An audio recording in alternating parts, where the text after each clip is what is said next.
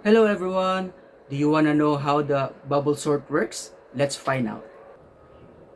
Let's take this deck of cards as an example. So first, let's take five cards from here. Okay. As you can see, our cards are not arranged, so they are in random order.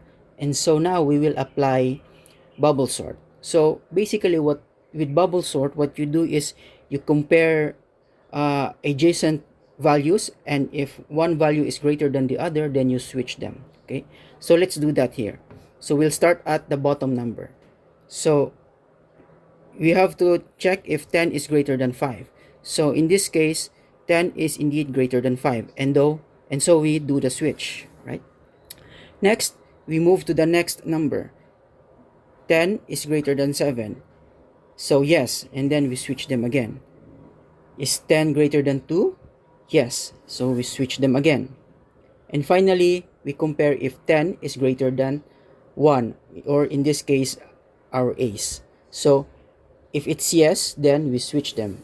And so we've reached the end of this set of cards, and 10 would be in its final position, right? Now we will do that again. We will compare 5 is greater than 7. In this case, no. And so we moved on. We compare 7 is greater than 2. Yes, then we do the switch. Is 7 greater than 1? Yes, and we do the switch again. And 7 would be in its correct place. As you can notice, all the larger values are starting to move up or sort of bubble up through the arrangement. Okay, so let's continue. Is 5 greater than 2? So yes, then we switch them. Is 5 greater than 1? Again, yes, and then we switch them again.